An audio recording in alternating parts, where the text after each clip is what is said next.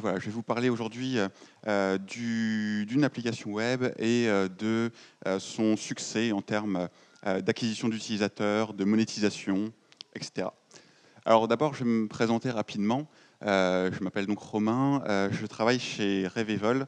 C'est une société de services qui principalement accompagne des entreprises qui souhaitent migrer vers des solutions cloud, notamment G Suite / Google Apps, la suite bureautique et collaborative proposée par Google qui comprend Gmail, Google Drive, etc.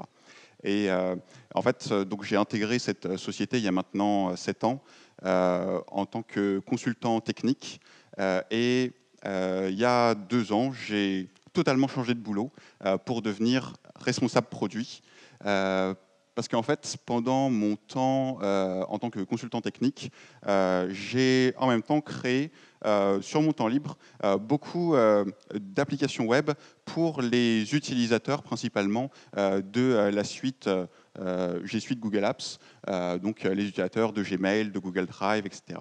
Et du coup, aujourd'hui, je dirige une équipe chez Revevol qui est en charge de 3 applications que j'ai créées et où on s'est aperçu qu'il y avait un véritable potentiel pour en faire des outils très rentables.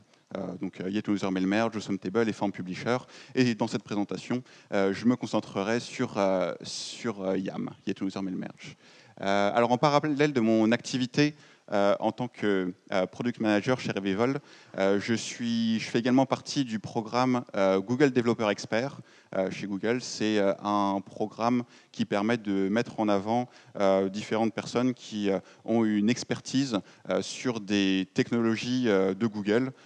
Donc moi, je suis notamment expert sur Google Apps Script et Firebase.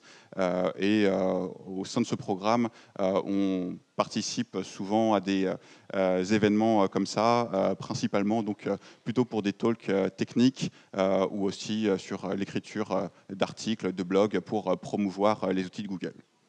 Alors aujourd'hui, je ne vais pas vous parler technique, je vais plutôt vous parler marketing et je vais vous parler du coup d'une application que j'ai créée et de son succès, des stratégies qu'on a choisies en termes d'acquisition d'utilisateurs, de génération de revenus et tout ce qui a bien marché. Alors concrètement, YAM, c'est un outil de mass mailing, similaire à d'autres outils type Mailchimp, etc. Mais très intégré dans l'environnement Google. Donc ça veut dire que l'utilisateur va utiliser ce produit à l'intérieur d'un tableur Google. C'est un add-on pour les tableurs Google, donc il va avoir sa liste de destinataires dans un tableur et il va pouvoir déclencher YAM qui va pouvoir envoyer les mails grâce à Gmail à chaque destinataire présent dans la liste.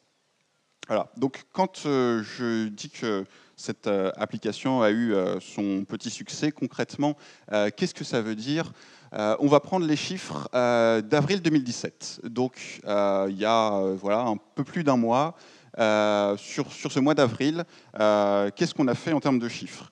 On a eu 28 000 nouvelles installations, donc il y a 28 000 nouvelles personnes qui ont installé cette application, pour un total de 90 000 utilisateurs actifs, donc 90 000 personnes qui ont fait au moins une campagne mail avec cet outil, totalisant plus de 20 millions de mails envoyés, générant sur le mois un revenu de 52 000 $ pour moins de 2 personnes qui travaillent sur l'outil à temps plein et des coûts qui s'élèvent à 0 à part les salaires à verser pour ces 2 personnes. Ça veut dire que concrètement, ces 28 000 nouvelles acquisitions d'utilisateurs ne nous ont rien coûté.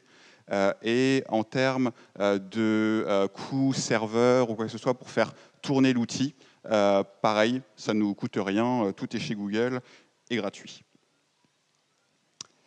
Alors, quelques dates intéressantes sur cet outil. Donc déjà, il a été créé, je l'ai créé en fait il y a longtemps, en septembre 2011. Pourquoi est-ce que je l'ai créé? Parce que un an plus tôt, Google avait mis à disposition une nouvelle plateforme de développement appelée Google Apps Script. Et c'était principalement une plateforme à l'époque qui était faite pour apporter un équivalent des macros Excel sur les tableurs Google. Et parmi les usages principaux génériques des macros, notamment sur les tableurs Google, c'était des besoins de publi-postage, de mail merge, et du coup, il y avait déjà pas mal de scripts, d'outils existants pour envoyer des mails en masse depuis un tableur Google. Et puis, à l'été 2011, Google va sortir un nouveau connecteur à Gmail qui va me donner une idée. Jusqu'à présent, les outils pour faire du publi-postage avec un tableur Google, ils étaient quand même réservés vraiment à des geeks. Donc on avait sa liste de destinataires, mais à côté, son modèle de mail qu'on voulait envoyer, souvent il fallait l'écrire en HTML et mettre ce HTML dans une cellule du dit tableur qu'on utilisait pour que derrière le script puisse récupérer ce contenu et l'envoyer à tous les destinataires. Donc pas super user-friendly. Et du coup, en fait, avec ce nouveau connecteur que Google va sortir pour Gmail, je vais pouvoir faire un nouveau script qui va lui permettre à l'utilisateur de créer son modèle de mail comme un brouillon dans Gmail et de choisir ce modèle de mail qui, derrière, va être traité par l'application et envoyé à l'ensemble des destinataires présents dans notre tableur. Donc, cette méthode obtient un certain succès. Ça lance le nom de l'application parce qu'il y avait déjà pas mal d'outils de mail merge qui existaient et du coup, ça s'appelle Yet Another Mail Merge, encore un outil de publi-postage qui a été derrière contracté en YAM. Du coup, de 2011 à 2014, il ne se passe pas grand-chose. J'ai lancé ce truc-là dans mon coin. J'ai assez peu d'indicateurs pour savoir si des gens utilisent ou pas. Et en 2014, il va y avoir un changement fondamental, la transformation en add-on, sur lequel je vais revenir juste après, dans la slide d'après. Ça va déclencher tout un tas de choses, cette transformation. En août 2014, je vais monétiser pour la première fois l'application, ce qui fait que rapidement, je vais me retrouver avec un dilemme parce que je commence à monétiser dans mon coin une application que j'ai créée en parallèle de mon job. Et du coup, je suis toujours salarié de Revevol et en même temps, à côté, je commence à générer des revenus autrement. J'ai pas spécialement envie de quitter cette entreprise que j'aime beaucoup les gens avec qui je travaille. En même temps, je sais que j'ai de bonnes idées pour créer des produits, mais je ne suis pas sûr de savoir correctement gérer une vraie boîte, ni d'avoir envie. On discute et au final, la solution qui sera retenue, c'est l'intrapreneuriat. On a créé une filiale de Revevol qui s'appelle Awesome Gaps. Et cette filiale de Revevol, donc, je vais en prendre la direction pour pouvoir, avec toute une équipe, commencer à vraiment travailler à plein temps sur différents produits que j'avais créés par le passé, donc les produits que j'ai cités avant. Voilà, si vous êtes intéressé par cette question sur l'entrepreneuriat, on pourra en discuter à la fin. Deux autres dates à revenir, où pareil, je vais y revenir dans des slides suivants. En novembre 2015, on a lancé un programme de parrainage très intéressant à la Dropbox. En avril 2016, on a lancé les abonnements récurrents avec reconduction automatique pour éviter que les gens doivent se réabonner manuellement. Et ça a également très bien marché, on le verra également. Alors, concrètement, déjà, je disais, en 2014, il y a eu un changement fondamental, c'est la naissance des add-on stores de Google. Alors, qu'est-ce que c'est que les add-on stores? C'est une nouvelle marketplace, enfin plus si nouvelle que ça, elle a déjà 3 ans d'existence, que Google a lancée pour permettre à des développeurs de créer des add-ons, des extensions pour l'ensemble des éléments de la suite bureautique de Google. Donc voilà, comme dans Google Drive, on a un traitement de texte, un tableur, des formulaires, des présentations. Et ben, on va avoir des stores, des marketplaces à l'intérieur de ces différents outils, permettant à des utilisateurs d'installer donc tout un tas d'extensions créées par des développeurs tierces qui n'appartiennent pas à Google. Alors, ce qui est très intéressant, c'est que aujourd'hui, cette marketplace, c'est une marketplace de niche, dans le sens où il y a très peu de développeurs, de créateurs d'entreprises qui ont conscience que ça existe.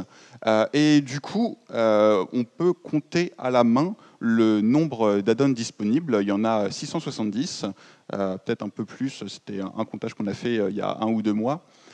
Mais pour autant, il y a un vrai public qui est prêt à installer ces outils. Donc, le plus gros add-on totalise 2,5 millions d'utilisateurs. C'est pas IAM. Nous, on est le 2e plus gros add-on pour les tableurs. Et il y a donc plus de 7% de l'ensemble de ces add-ons qui totalisent plus de 100 000 utilisateurs.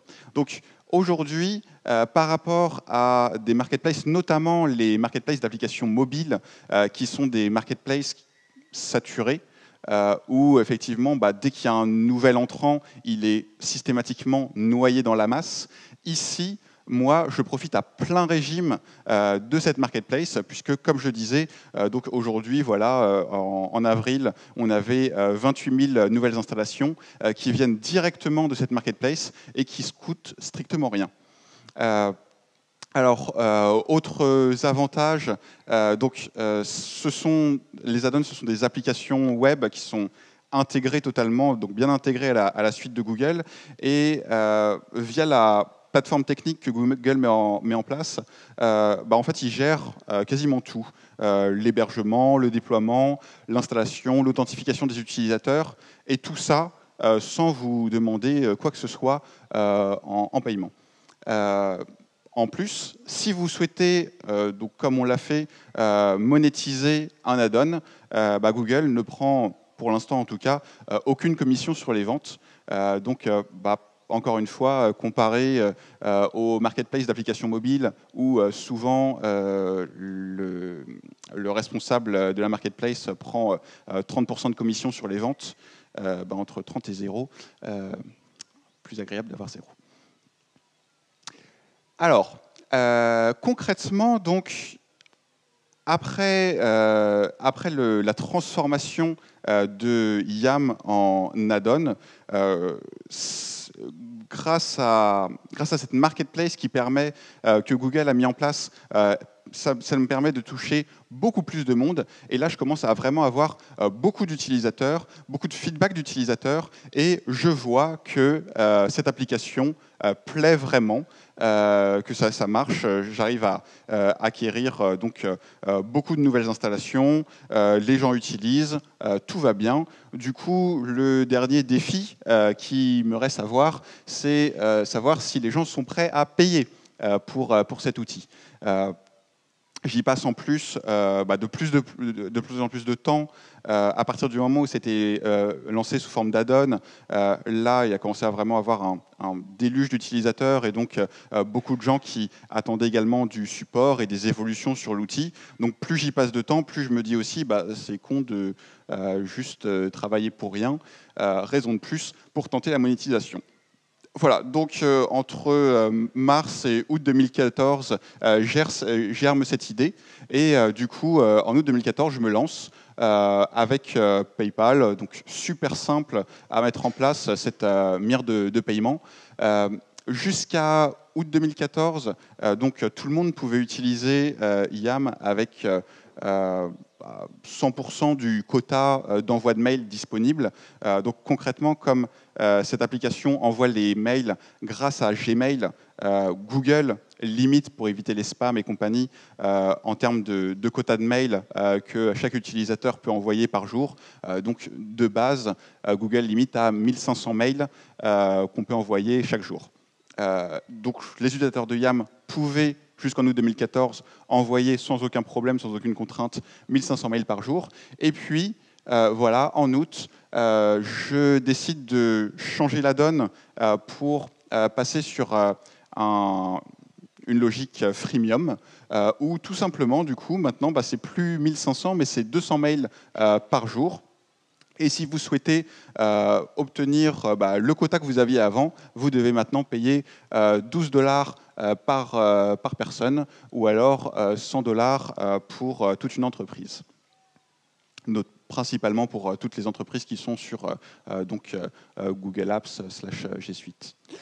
Et puis, à partir de là, je serre la vis de plus en plus. En décembre 2014, quelques mois plus tard, je passe de 200 mails par jour à 100 mails par jour sur le quota gratuit. Puis, en mars 2015, je décide d'augmenter les prix, passant de 12 à 24 $. Et en octobre 2015, je restreins encore le quota gratuit pour passer à 50 mails par jour.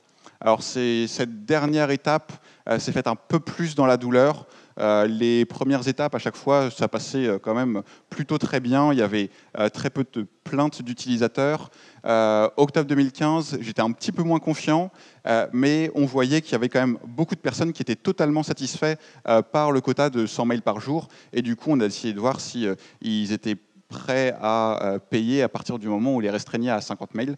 Donc, pas mal de plaintes quand même, mais au final, ça a plutôt, ça s'est quand même bien passé.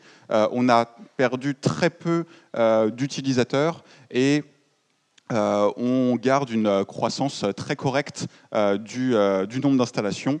Et bien sûr, ça a permis d'augmenter considérablement les revenus. Aujourd'hui, donc, on a un taux de conversion qui s'élève de 5 à 8% des installations, donc entre 5 et 8% des personnes qui installent finissent par acheter le plan payant. Et du coup, sur nos 90 000 utilisateurs mensuels que je mentionnais, aujourd'hui, les utilisateurs payants représentent un tiers des utilisateurs actifs sur l'application. Alors, si on regarde quelques informations sur cette partie monétisation, il y a quelques petites choses intéressantes, notamment le fait qu'il y a beaucoup de gens qui installent et en fait ne se décideront à acheter que bien plus tard, jusqu'à 1 an, voire plus, après avoir installé l'outil. C'est en tout cas ce qu'on constate. Ici, on a pris les chiffres en mars 2017. Donc, en mars 2017, sur tous les gens qui ont installé en ce mois de mars, forcément, tous ceux qu'on a réussi à convertir, on n'a pu que les convertir sur ce même mois de mars, puisqu'ils n'avaient pas pu acheter avant d'installer, et qu'on est au mois de mars, donc on n'a pas encore atteint avril, du coup il n'y a pas de nouveaux achats un mois plus tard. Bref, ça veut dire que mars 2017, on est à 100% des gens qui ont installé en mars, qui ont également converti sur ce même mois de mars. En février 2017, il y a 95% des gens qui ont installé en février 2017 et qu'on a converti, qu'on a réussi à convertir dès le premier mois, d'autres 5% qu'on a réussi à convertir uniquement le mois d'après. Et vous voyez qu'au fur et à mesure, si on regarde sur mars 2016, en fait, sur l'ensemble des personnes qui ont installé en mars 2016 et qui ont fini par acheter, il n'y en a que 78% qu'on a réussi à convaincre sur le premier mois, et après, ça se décale. Et concrètement, si vous regardez, en fait, par rapport aux limitations qu'on avait mis en place avant, entre mars 2016 et mars 2017, on n'a rien changé en termes de quotas, de prix, etc. Donc c'est vraiment juste des utilisateurs qui ont installé à un moment, ont bien aimé l'application, mais n'avaient pas un vrai usage qui nécessitait de passer au plan payant. Et puis, quelques mois plus tard, ils ont un nouveau besoin, envoyer une plus grosse campagne de mail, et là, ils vont se décider à l'achat. Alors ça veut dire effectivement aussi que les installations des mois passés sont intéressantes pour les revenus dégagés chaque mois. Concrètement, par exemple, donc sur les ventes de mars 2017, il y en a 73% qui proviennent des gens qui ont installé ce même mois, mais il y a tout le reste, donc quasiment 30% de mes ventes qui n'est pas dû aux installations qui viennent de se faire, mais qui sont dues à des installations qui peuvent dater d'il y a pas mal de temps. Alors, autre chose intéressante sur la monétisation, on a décidé de mettre en place en avril 2016 des renouvellements automatiques. C'est principalement juste une option à cocher sur PayPal. Jusqu'à présent, on ne savait pas forcément qu'on pouvait le faire, donc on n'avait pas tenté de le faire. En avril 2016, on se décide à le faire et honnêtement, on ne sait pas trop comment ça va se passer. On ne sait pas si ça va générer un tas de plaintes d'utilisateurs parce que comme c'est un abonnement chaque année, il y a beaucoup de gens qui peuvent procéder à un achat en avril 2016, et puis en avril 2017, quand on les reprélèvera sur leur compte, ils risquent de râler, de ne pas se souvenir qu'ils avaient installé et payé l'année dernière, etc. Concrètement, ça s'est en fait très bien passé, et ça a été très intéressant. Jusqu'en mars 2017, donc avant que les premiers renouvellements automatiques prennent effet, on était à 27% de renouvellement, ce qui est assez logique sur une application de ce type. Il y a beaucoup de personnes qui l'utilisent plutôt pour un besoin à un moment T, l'organisation d'un événement type mariage ou festival. Le Web Today utilise YAM. Et du coup, après, ils n'ont plus forcément besoin de l'outil et donc pas forcément d'incitation à renouveler le plan payant. Néanmoins, donc, entre avant les renouvellements automatiques et après, on est passé de 27 à 43%. Alors, on a bien fait les choses, on a mis en place des mails avant pour correctement prévenir les utilisateurs qu'ils allaient être reprélevés, comme la plupart des abonnements que vous pouvez souscrire à d'autres services. On envoie un mail un mois avant, quelques jours avant, et puis le jour même pour dire voilà, vous avez été renouvelé. Donc, bonne communication auprès des utilisateurs. Et alors, il y a toujours des mails qui passent à la trappe et du coup, des gens qui se plaignent. Mais concrètement, la charge supplémentaire en termes de support a été minime et en termes d'accroissement de revenus, ça a été très intéressant de mettre en place ce renouvellement automatique. Alors, autre chose qu'on a mis en place qui est un peu lié à cette monétisation, en octobre 2015, du coup, je vous avais dit, j'avais resserré encore la vis pour restreindre les utilisateurs à 50 mails par jour. Et du coup, pour éviter trop de plaintes d'utilisateurs, on a dit, pour tous ceux qui juste refusent de payer pour des applications de ce type, on va leur fournir une autre possibilité pour avoir plus de quotas. Et du coup, on a copié Dropbox. Dropbox a un programme de parrainage où, si vous invitez des amis à installer Dropbox, vous récupérez plus de quotas de stockage. Ici, on a la même logique. Si vous recommandez YAM à des amis qui installent l'application, dans ce cas-là, on vous donne plus de quotas quotidiens pour envoyer des mails. Alors, c'est un programme qui a plutôt bien marché. Aujourd'hui, 20% de nos installations viennent de ce programme. Donc, on aurait 20% d'installations en moins sans ce programme. Du coup, en fait, il y a beaucoup de personnes qui se décident à devenir parrains pour obtenir plus de quotas. Sans pour autant que ça vampirise spécialement notre plan payant. C'est-à-dire que comme c'est quand même plus facile d'acheter et du coup d'avoir directement plus de quotas plutôt que d'inviter des gens, attendre qu'ils installent et ensuite pouvoir récupérer plus de quotas.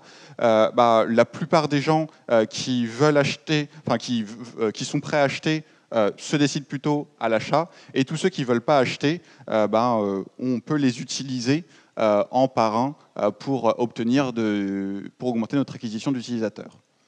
Alors c'est quand même pas parfait.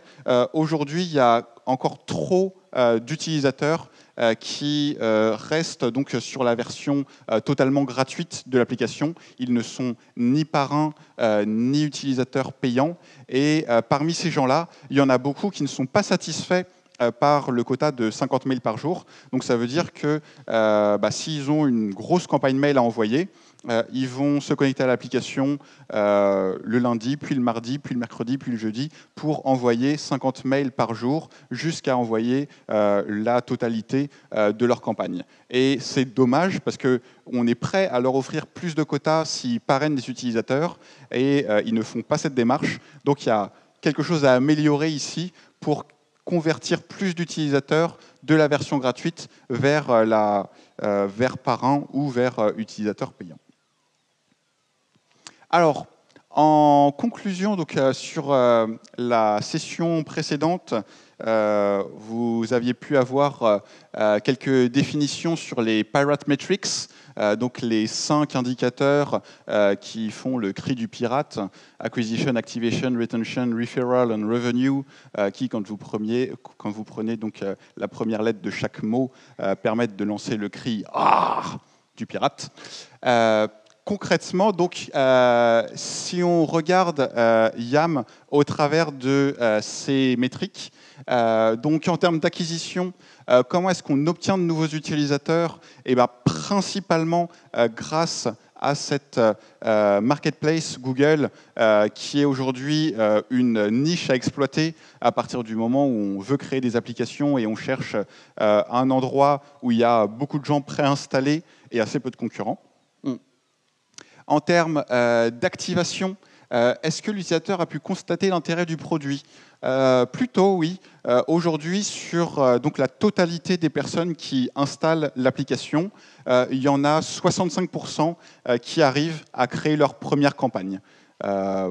On pourrait faire mieux, mais concrètement, si je vous l'avais dit, donc je m'occupe de différentes applications, pas uniquement YAM, et par rapport aux autres applications, on est plutôt ici sur un bon taux d'activation. En termes de rétention, est-ce que l'utilisateur continue à se servir du produit après sa première expérience? Donc, est-ce qu'après avoir envoyé une première campagne, il a suffisamment aimé l'outil pour se dire « Ah bah tiens, maintenant, dès que je veux faire une nouvelle campagne mail, j'utiliserai YAM ». Donc plutôt aussi, il y a 65% des gens qui renouvellent l'expérience après avoir goûté une première fois au produit. Au niveau referral, est-ce que l'utilisateur aime suffisamment notre produit pour le recommander à d'autres? Alors, on a vu, on a un programme de parrainage assez efficace.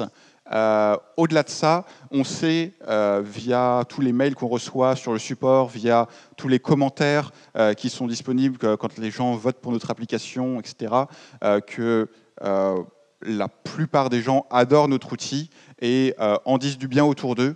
Et c'est principalement comme ça que se font notamment les déploiements en interne dans des entreprises.